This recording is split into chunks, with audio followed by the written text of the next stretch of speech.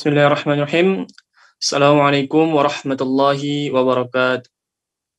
Mohon izin pembina, mohon izin abang kakak tugas belajar, mohon izin senior, mohon izin untuk menyampaikan materi pada hari ini. Alhamdulillahirrabbilalamin, wassalatu wassalamu ala ashrafil anbiya'i wal mursalin, Sayyidina Muhammad wa ala alihi wa sahbihi ajma'in. Alhamdulillah, marilah kita senantiasa untuk meningkatkan rasa syukur kita kepada Allah Subhanahu wa taala yang tak henti-hentinya memberikan kita berbagai nikmat yang tidak bisa kita hitung. Kemudian salawat dan salam senantiasa tercurah kepada Rasulullah sallallahu alaihi wasallam. Semoga kita menjadi umat beliau yang mendapat syafaat di yaumil akhir kelak. Amin amin ya rabbal alamin. Yang kami hormati pembina, yang saya hormati rekan-rekan sekalian. Pada kesempatan ini izinkanlah kami untuk menyampaikan materi hasil diskusi kami dari kelompok 1 yang berjudul Manusia menurut Al-Quran dan Kebutuhan Manusia Terhadap Agama. Next. Sebelum itu, izinkanlah saya untuk memperkenalkan kelompok terlebih dahulu. Adapun anggota kelompok 1 adalah yang pertama Muhammad Fadil Pradana Andi Alif, kemudian saya Ahmad Mizlan Yasir, dan rekan saya Aji Pramudia Wardani. Next. Baik, bab 1 pendahuluan. Next. Latar belakang presentasi kami ini adalah manusia merupakan makhluk yang diciptakan oleh Allah sebagai makhluk yang paling mulia. Selain itu, ia juga diciptakan sebagai khalifah di bumi. Dalam Al-Quran dan hadis banyak sekali bercerita mengenai manusia, dan ini suatu hal yang tidak dapat dipungkiri karena tidak ada satu ayat pun atau hadis yang mengandung istilah manusia ataupun tidak. Maka dapat ditegaskan bahwa Al-Quran dan hadis itu sepenuhnya adalah untuk petunjuk bagi manusia. Next. Rumusan masalah dari diskusi kami adalah yang pertama, apa konsep manusia menurut Al-Quran? Yang kedua, apa hubungan manusia dengan makhluk ciptaan Allah lainnya? Yang ketiga, apa urgensi agama bagi kehidupan manusia? Next. Dan tujuan dari diskusi kami ini adalah untuk mengetahui konsep manusia menurut Al-Quran, kemudian untuk mengetahui hubungan manusia dengan makhluk ciptaan Allah lainnya, dan untuk mengetahui urgensi agama bagi kehidupan manusia. Next. Baik, kita mulai untuk pembahasan dari hasil diskusi kami. Next. Alam semesta sebagai ciptaan Allah. Next. Alam secara bahasa berarti seluruh alam semesta. Dalam bahasa Yunani, alam semesta atau jagat raya disebut sebagai kosmos, yang berarti serasi atau harmonis. Untuk dari segi akar kata, alam atau alam memiliki akar yang sama dengan ilm atau ilmu, pengetahuan, dan alamat atau pertanda. Dalam Al-Quran ditegaskan bahwa Allah telah menciptakan segala sesuatu, baik yang di langit maupun yang di bumi. Allah pencipta segala sesuatu. Itulah sifatnya yang paling besar dan paling nyata. Tidak ada pencipta selain dari Allah Subhanahu wa taala. Next. Sebagai pencipta, Al-Quran menyebut sejumlah nama Allah, antara lain Al-Khaliq, Al-Bari, Al-Musawwir, dan Al-Badi'. Umat Islam harus sepakat bahwa Allah adalah sang pencipta atau Al-Khaliq, dan alam semesta ini merupakan ciptaan Allah. Di antara ayat-ayat Al-Quran bahas tentang proses penciptaan alam semesta, antara lain bisa kita temukan pada Quran surah Hud ayat 7, kemudian pada Quran surah Al-Anbiya ayat 30, dan Quran surah Fussilat ayat 9 sampai dengan ayat 12. Dan pula Allah menguji manusia, siapa yang paling baik amalnya, supaya mereka mendapatkan balasan atas amal perbuatan mereka selama di dunia. Next. Baik, terima kasih Ahmad Mizlan Yasir. Selanjutnya yaitu proses penciptaan manusia. Nabi Adam merupakan kisah yang menggambarkan atau menceritakan tentang asal-usul manusia. Kisah Nabi Adam terdapat di berbagai surat dalam Al-Quran, di antaranya ada pada surah Al-Baqarah ayat 30-31. Dalam surah Al-Baqarah ini digambarkan bagaimana kisah awal penciptaan Nabi Adam. Selanjutnya yaitu dimensi dan sifat dasar manusia. Manusia adalah makhluk serba dimensi. Dimensi pertama secara fisik, manusia hampir sama dengan hewan, membutuhkan makan, minum, kawin, dan sebagainya. Dimensi kedua, manusia memiliki sejumlah emosi. Dimensi ketiga, manusia mempunyai perhatian terhadap keindahan. Dimensi keempat, manusia memiliki naluri untuk menyembah kepada Tuhannya. Dimensi kelima, manusia dikaruniai akal, pikiran, dan kehendak bebas sehingga ia mampu menciptakan keseimbangan dalam kehidupan. Dimensi keenam, manusia mampu mengenal dirinya sehingga ia menyadari siapa pencipta dirinya, bagaimana historis penciptaannya, mengapa ia diciptakan, dan untuk apa ia diciptakan. Sifat dasar manusia dalam diri setiap manusia ada 4 macam: binatang jinakan, binatang buasan, kesetanan, dan kemalaikatan. Dominasi salah satu dari 4 tabiat inilah wujud maknanya, aura dan perangai orang tersebut. Kedudukan dan tujuan penciptaan manusia. Misi penciptaan manusia adalah untuk penyembahan kepada sang penciptanya. Penyembahan yang sempurna dari seorang manusia akan menjadikan dirinya sebagai kepanjangan kekuasaan Allah di muka bumi, mengelola kehidupan alam semesta. Keseimbangan pada kehidupan manusia dapat terjaga dengan tegaknya hukum-hukum kemanusiaan yang telah Allah tetapkan. Inilah fungsi kehadiran manusia di tengah-tengah alam ini. Maka, jelaslah bahwa kesatuan manusia dalam alam semesta ini dapat terjaga dengan baik jika manusia dapat menjalankan fungsi khalifahannya di muka bumi ini. Sebagaimana Quran Surah Al-Baqarah ayat 30. Pengertian agama. Agama adalah sebuah realitas yang senantiasa melingkup manusia. Agama muncul dalam kehidupan manusia dalam berbagai dimensi dan sejarahnya. Maka, memang tidak mudah mendefinisikan agama, termasuk mengelompokkan seseorang apakah ia terlibat dalam suatu agama atau tidak. Mungkin seseorang dianggap termasuk pengikut suatu agama, tetapi ia mengingkarinya. Mungkin, sebaliknya, seseorang mengaku memeluk sebuah agama, padahal sesungguhnya sebagian besar pemeluk agama tersebut mengingkarinya. Sebuah agama biasanya meliputi 3 persoalan pokok, yaitu yang pertama, keyakinan, yaitu keyakinan akan adanya sesuatu kekuatan supranatural yang diyakini mengatur dan mencipta alam.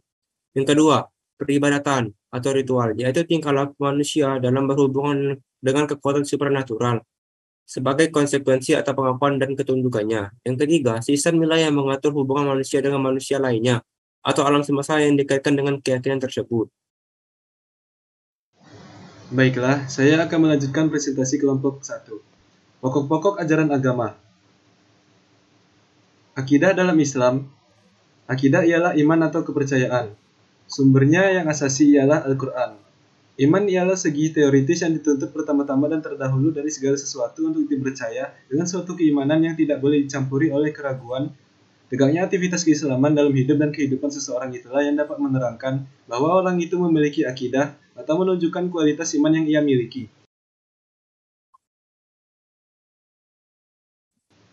Karena iman itu bersegi teoritis dan ideal yang hanya dapat diketahui dengan bukti lahiriah dalam hidup dan kehidupan sehari-hari.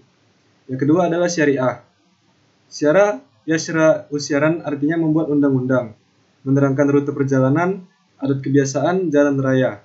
Syara yasra yusyuruan artinya masuk ke dalam air, memulai pekerjaan, jalan ke air, layar kapal, dan tali panah. Syariah juga berarti jalan lurus, jalan yang lempang, tidak berkelok-kelok, jalan raya. Penggunaan kata syariah bermakna peraturan, adat kebiasaan, undang-undang, dan hukum. Syariah menurut asal katanya berarti jalan menuju mata air. Syariat Islam berarti jalan yang harus ditempuh seorang muslim. Sedangkan menurut istilah, syariah berarti aturan atau undang-undang yang diturunkan Allah untuk mengatur hubungan manusia dengan alam semesta. Atau dengan pengertian lain, syariah adalah suatu tata cara pengaturan tentang perilaku hidup manusia untuk mencapai keridhaan Allah Subhanahu wa Ta'ala, seperti dirumuskan di dalam Al-Quran yang berbunyi, "Dan kami telah turunkan kepadamu Al-Quran dengan membawa kebenaran, membenarkan apa yang sebelumnya, yaitu kitab-kitab yang diturunkan sebelumnya, dan batu ujian terhadap kitab-kitab yang lain itu. Maka putuskanlah perkara mereka menurut apa yang Allah turunkan, dan janganlah kamu mengikuti hawa nafsu mereka dengan meninggalkan kebenaran yang telah datang kepadamu. Untuk tiap-tiap umat di antara kamu, kami berikan aturan dan jalan yang terang. Sekiranya Allah menghendaki, niscaya kamu dijadikannya satu umat saja, tetapi Allah hendak menguji kamu terhadap pemberiannya kepadamu. Maka berlomba-lombalah berbuat kebajikan, Hanya kepada Allah lah kembali kamu semuanya. Lalu diberitahukannya kepadamu apa yang telah kamu perselisihkan itu. Sesuai dengan pengertian di atas, maka syariah mencakup seluruh aspek kehidupan manusia sebagai individu, masyarakat, dan sebagai subjek alam semesta. Syariah Islam mengatur pula tata hubungan seseorang dengan dirinya sendiri untuk mewujudkan sosok individu yang soleh. Islam mengakui manusia sebagai makhluk sosial, sehingga syariah mengatur tata hubungan antara manusia dengan manusia dalam bentuk muamalah, sehingga terwujud kesolehan sosial. Kesolehan sosial merupakan bentuk hubungan yang harmonis antara individu dengan lingkungan sosial, sehingga dapat dilahirkan bentuk masyarakat yang saling memberikan perhatian dan kepedulian yang dilandasi oleh rasa kasih sayang. Dalam hubungan dengan alam, syariah Islam meliputi aturan dalam mewujudkan hubungan yang harmonis antara manusia dengan alam untuk mendorong saling memberi manfaat sehingga terwujud lingkungan alam yang subur dan makmur. Next.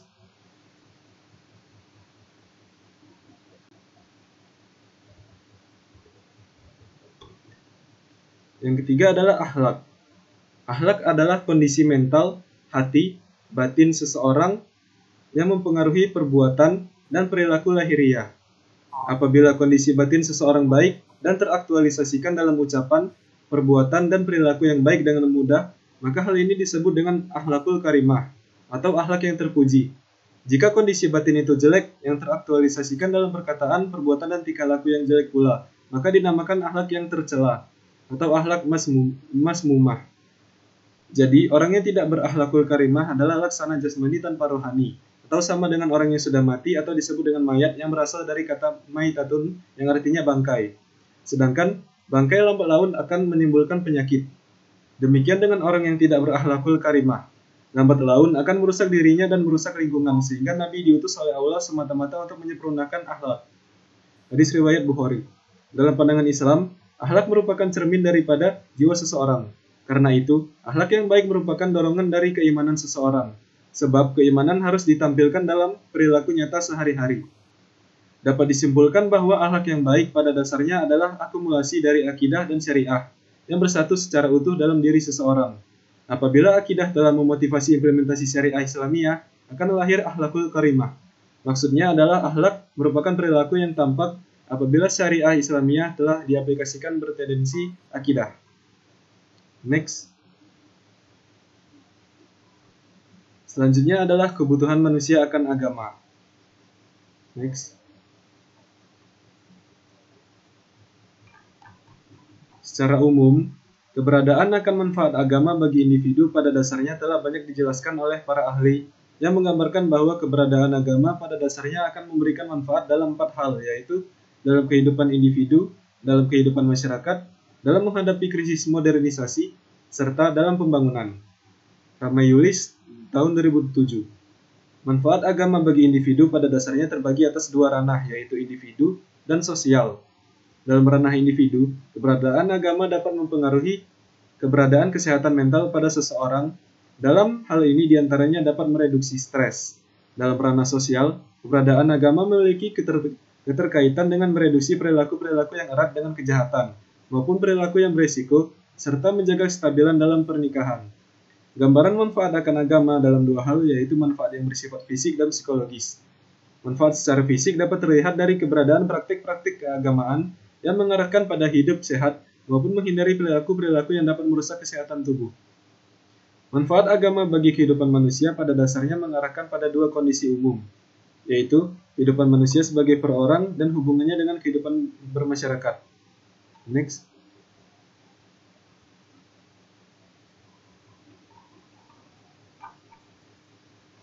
Yang pertama yaitu sebagai pembimbing dalam hidup. Yang kedua, penolong dalam kesukaran. 3, penentram batin. 4, pengendali moral.